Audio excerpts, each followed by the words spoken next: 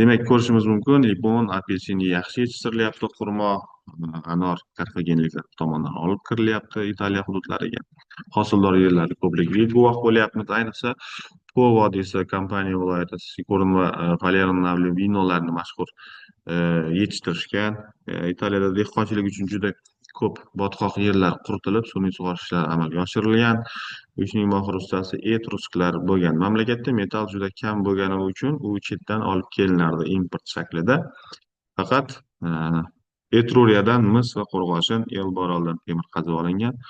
Metallga ishlov berishda etruslar katta yutuqlarni o'z qo'llariga e, olishgan. Qadimgi Rim tarixini an'anaviy xronologik chegarasiga e'tibor beramiz. Bu Rim shahriga asos solinishi bilan belgilansa, 753 yil bilan aytiladi. Rim shahri barpo qilinishi 754-53 yillardan boshlanadi deyilyapti. G'arbiy Rim imperiyasining qulashi 476 yil bilan tugallangan. Demak, miloddan avvalgi 754-753 va milodiy 476 yilgacha Rim imperiyasining g'arbi mavjud bo'lgan. G'arbiy Rim imperiyasining qulashi bilan jahon tarixidagi o'sha qadimgi dunyo tarixi deb aytiluvchi davr o'z nihoyasiga yetgan. Rim tarixini o'rganishda turli xil manbalar, Rim, Yunon tarixchilarining asarlari, tabiiy, ilmiy, badiiy adabiyotlar, huquqiy yodgorliklar, arxeologiya, epigrafika, numizmatika hamda papirologiya ma'lumotlaridan nima qilinadi? Foydalaniladi. Qadimgi Rim tarixi bo'yicha moddiy manbalar xilma-xil. Italiyaning paleolit, neolit davrlaridan dalolat beradigan tosh qurollari, sopol idishlar, qoyatosh tasvirlari mavjud. Shimoliy va o'rta Italiyadagi madaniyatga tegishli bo'lgan sog'ana, uy-joy, ibodatxona qoldiqlari ham topib o'rganganligiga tarix guvoh. Rim shahrining o'zida, demak, Alatin, Esquilin va boshqa tepaliklarda ham forumda ko'p sonli qardosh, demak, ko'p sonli qarorlar, ibodatxonalar poydevorlari, ona Bornujez haykali davridagi shahar devor qoldiqlari ham arxeologlar tomonidan qazib ochilgan. Italiyaning boshqa shaharlarida ko'p sonli arxeologik yodgorliklar mavjud, jumladan milodning 79-yilda vulqon otilishi paytida kul ostida qolib ketgan Pompeva va Gerkulanum shaharlari arxeologlar tomonidan to'la qazib ochildi. Bu shaharlardagi ko'chalar, uylar, ibodatxona to'laligicha saqlanib qolgan va eramizdan avvalgi 1-ming yillikdan eramizning 2-asrgacha mavjud bo'lgan shahar me'morchilik to'g'risida boy ma'lumotlarni aynan shu aniqliklar, shu demak arxeologlarning topilmalarida ma'lumotlar beradi. Qadimgi Rim tarixi manbalari bo'yicha miloddan avvalgi 1-asr so'ngida Rimda yashagan Yunon Galikarnaslik Janosiyning Rim qadimiyatlari nomli 20 kitobidan Rimning ilk etnik, ijtimoiy, siyosiy, madaniy tarixi batafsil yoritib o'tilgan. Bu kitoblarda to'qqiztasi to'la saqlanib qolgan bo'lsa, miloddan 442-yilgacha bo'lgan voqealar bu kitoblarda bayon qilingan. Rim tarixshunosligining eng yirik vakili bu Tatsit, eramizning 1-asrning ikkinchi yarmi, 1-asr boshlarida demak, eramizni 1-asrdagi voqealar, Rim tarixiga oid german qabilalari to'g'risidagi qimmatli ma'lumotlarni bergan Tatsitning, adashmasam, Geografiya nomli asari ham bo'lgan. 2-3 asrlar tarixiga oid asarlar to'la saqlanmagan. Ularning ichida 4-asrda tuzilgan Avgustlar tarixi yozuvchilari, imperatorlar tarjimai hollari kabi to'plamlarni ko'rsatishimiz mumkin. So'nggi imperiyaning yirik tarixchisi Mian Marsilin asarlarida tarixiy voqealar, eramizning 378-yilgacha bo'lgan davrlar haqida hikoya qiladi. Qadimgi Rim tarixi bo'yicha muhim ma'lumotlarni Yunon mualliflari Plutarx, Appian, kechirasiz, Arrian, Dion Cassiy hamda tarixiy kutubxonalar yoki Plutarxning asarlarida yoki Polyanna asarlaridan ham harbiy siyosiy tarixni o'rganishimiz mumkin. Bundan tashqari tarixiy voqealarni borishida Asconi, Pidian yoki Luciani Flor, Yevropiy kabi yozuvchilarning yodnomalari ham demak ma'lumot berishi mumkin. Rim tarixini davrlashtirishda miloddan avvalgi 753-yil 21-aprel inobatga olingan Rim tarixiga, Rim shahriga rivoyatlarga ko'ra shu paytda asos solingan. Qadimgi Rim tushunchasi 12 asrdan ortiqroq tarixni o'z ichiga oldi. Demak, Rim imperiyasining halokati bilan tugallangan G'arbiy Rim imperiyasining shungacha demak 12 asrni o'z ichiga oldi.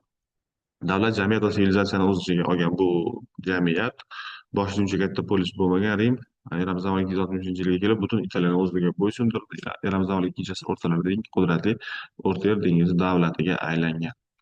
Qolaversa, bunga qo'shimcha Rim imperiyasini, Rim hukmdorlarini, Rim imperatorlarini siyosiy tarixi, ularni xarakter xususiyatlari ham juda qiziq bo'lgan. Xususan, e, milodiy asrga o'tilgan paytida imperator Trayan davri ayniqsa Rimda alg'ovli, urush, janjalli yillar hisoblangan. Xususan, uni hozirgi Yevropa hududlaridagi Ruminiya davlatini tarixiy shu hududlariga to'g'ri keluvchi qadimda shu hozirgi Ruminiyani o'rnida demak Dakiya degan podsholik bo'lgan. Mana shu Dakiya podsholigini Ditsibal ismli yovuz hukmdori bo'lgan.